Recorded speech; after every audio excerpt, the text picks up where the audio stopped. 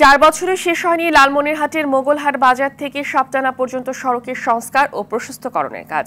এতে ভোগান্তি পোহাচ্ছে মোগলহাট ইউনিয়নের কয়েক হাজার মানুষ। এলাকাবাসী এর প্রতিবাদ করেও কোনো সমাধান পায়নি।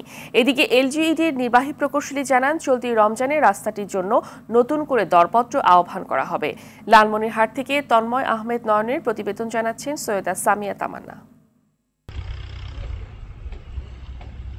2021 সালে ঘূর্ণিঝড় আমফান এবং বন্যায় ক্ষতিগ্রস্ত সড়ক পুনর্বাসন প্রকল্পের আওতায় 8 কিলোমিটার দীর্ঘ সড়কটি 12 ফুট থেকে 18 ফুট পর্যন্ত প্রশস্ত করার উদ্যোগ নেয় এলজিডি। 6 কোটি টাকা ব্যয়ে কাজটির দায়িত্ব পায় বেলাল কনস্ট্রাকশন ও হামিদ ট্রেডার্স নামে দুটি প্রতিষ্ঠান। তবে 2023-এর ফেব্রুয়ারিতে শেষ হওয়ার কথা থাকলেও আজও শেষ হয়নি এর সংস্কার কাজ।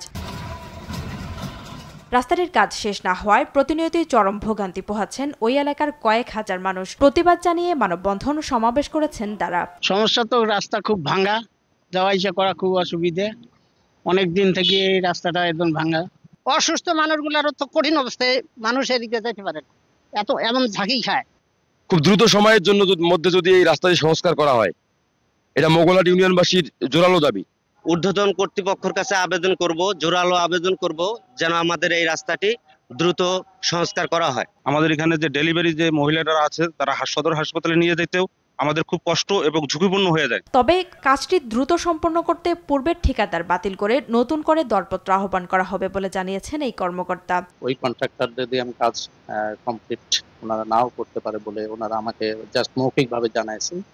তৎপ্রেক্ষিতে আমি একটা টিমও করেছি এখানে লোকালি, এবং আমাদের এডিশনাল চিফ স্যার রংপুর বিভাগ থেকে এসেও রাস্তাটি পরিদর্শন করে ফাইনাল মেজারমেন্ট করে আগের কন্ট্রাক্টর আমরা বাতিল করে নতুন করে যাতে কাজটা দ্রুত সময়ে আমরা শেষ করতে পারি সেই পদক্ষেপ আমরা নেব।